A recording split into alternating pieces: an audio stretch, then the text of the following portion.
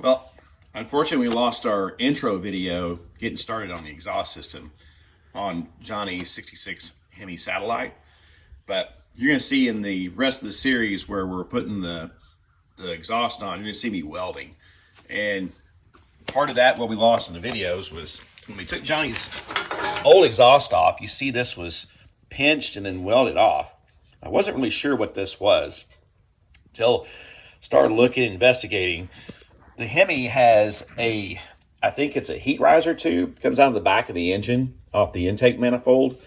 And that tube goes and slides right over a tube that comes up here.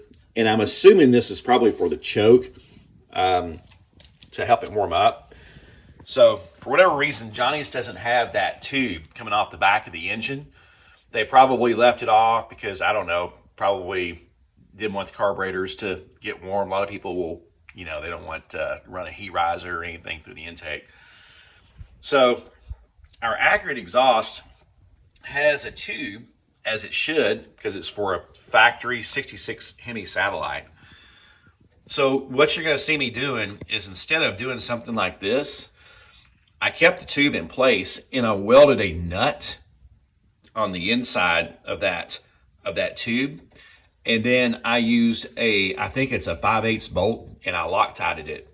So that way, if anybody ever wants to install that heat riser tube on the back of the Hemi on this car, they don't have to worry about getting another H pipe to put on this exhaust.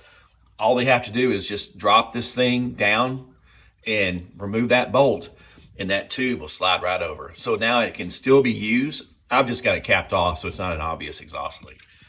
So anyway, our apologies.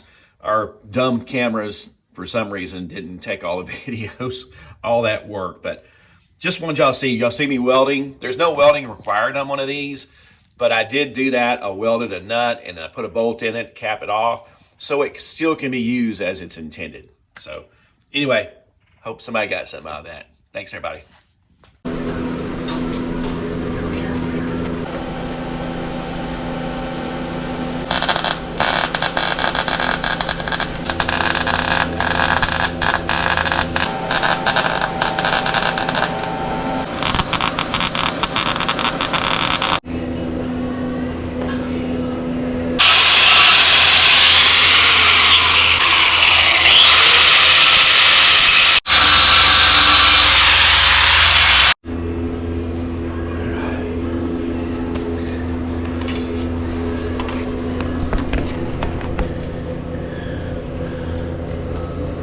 Not seen any light come out of it. Ugly weld, but who cares? It's functional. All right, now I'm gonna put some Loctite 2.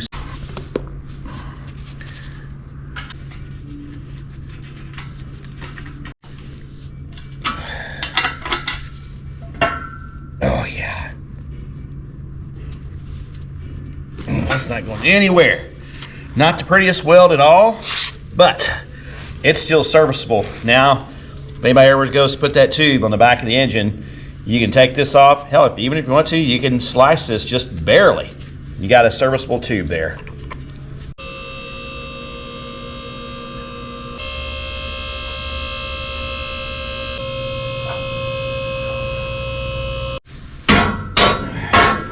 All right, let's see if we can.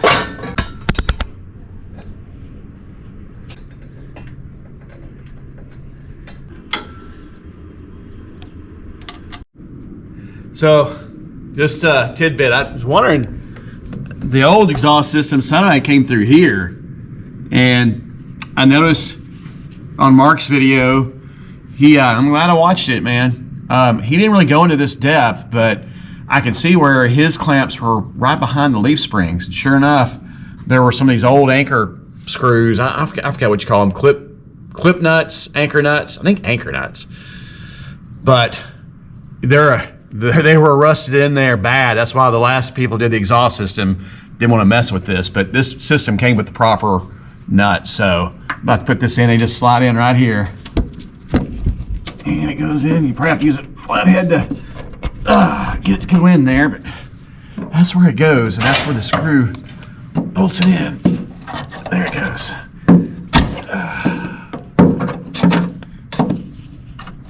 Oh man. Whew. All right. Get lined up.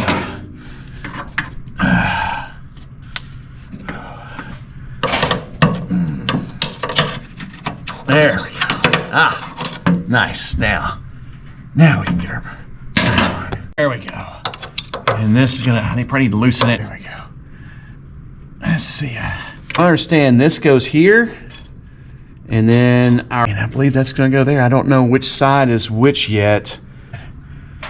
And again, if it even matters, but of our leaf springs. So, all right, all right, we got our axle tubes in. They slid in with a little bit of prying, but once we got them past the humps over on the frame rails, they slid in. Now, on this car, those anchor nuts, this must be a little bit different than the Charger, because if you look at the 65 Charger, the brackets went beside it. These have the anchor nuts behind the leaf springs. This thing is slid into place like it acts like that's where it's supposed to be. You early or mid B-body Mopar guys, you tell me, I guess, is this, obviously we didn't have cutouts for tips or anything. I'm assuming this is how it's supposed to be in the back. We're gonna get this, here's the other thing. So they're both labeled left hand and right hand, or LH and RH. RH is gonna be passenger side. So we're gonna get the left hand on, which is driver's side. And then once it looks like it's level in the back, I mean, again, you don't have tips to really reference anything, but I'm darn sure gonna look at the drive shaft, make sure Charger, or 66 Charger, excuse me. It was very close to the drive shaft, the muffler was on the driver's side. But anyway, let's get this driver's side in.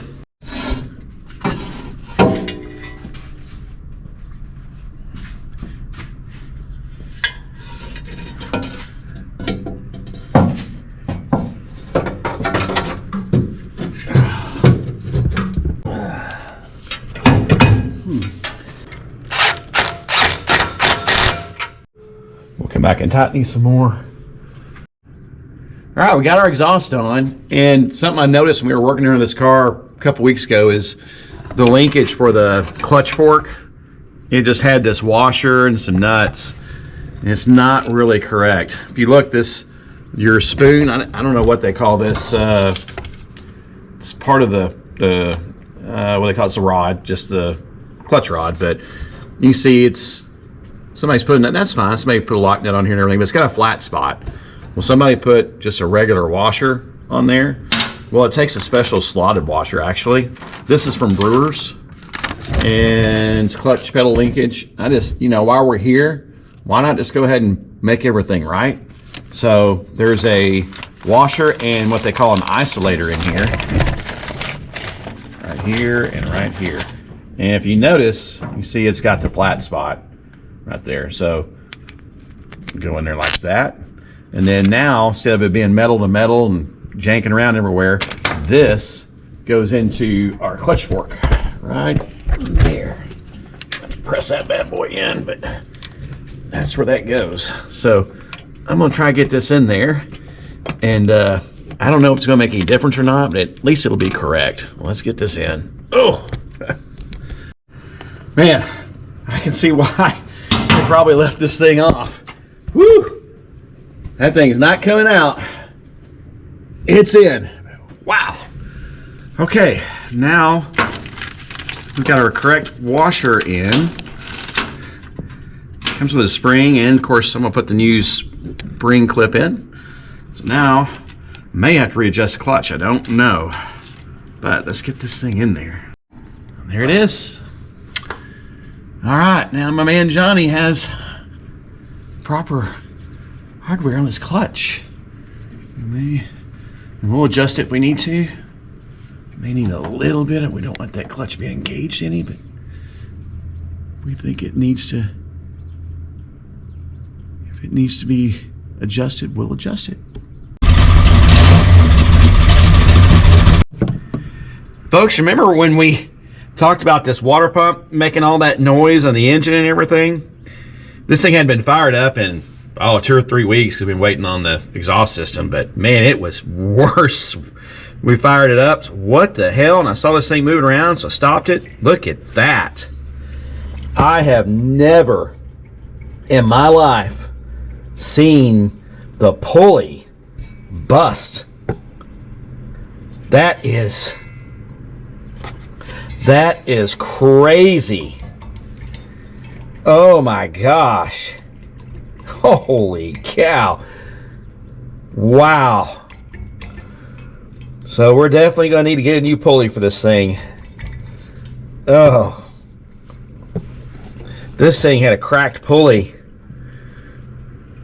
Damn. Wow. Okay. We're going to fire this thing up so we can hear the exhaust system. But just want to share that with you. You know, I've got a new water pump, but it looks like I'm going to be looking for a pulley as well.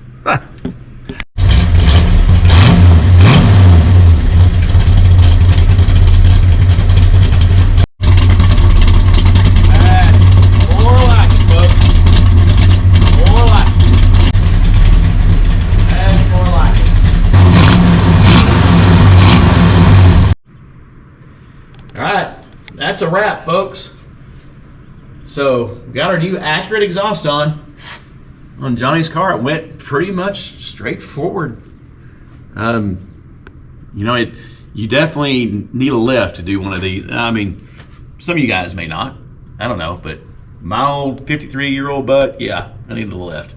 So, it is on. It's tidied up. If we need to make any adjustments, we will.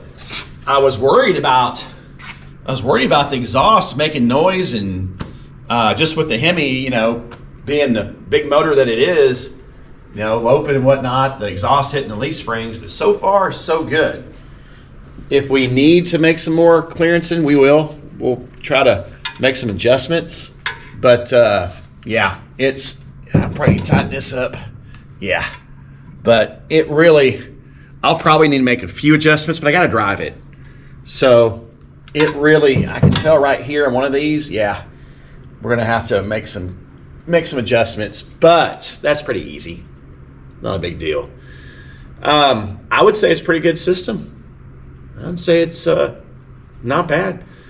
It's a factory setup, so yeah.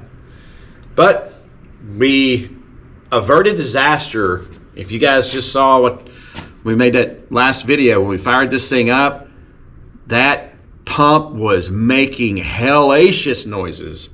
I have never seen a pulley crack, a water pump pulley crack.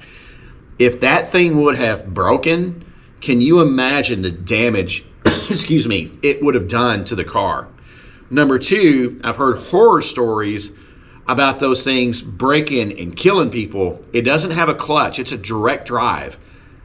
That's scary. And I had an old timer tell me, don't ever stand in line on one of those damn old direct drive fans, because they break, they can come out and kill you. So he was right. I've never seen that happen before. But I'm going to go ahead and order a new pulley. Any of you guys know where I can get the correct water pump pulley for this thing, for the Hemi? Let me know.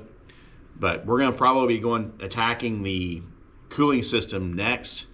And we've got our hubs getting new races put in at the machine shop. The machine shop's going to cut them all nice and pretty for us. I'm just going to go ahead and throw new wheel cylinders at it too. So we got new hoses, we'll have new wheel cylinders. The pads are really good. They don't need anything. But anywho, made great progress on the old Hemi today. So hope somebody got something out of this. If you haven't already, please like, share, and subscribe. Happy Saturday, everybody.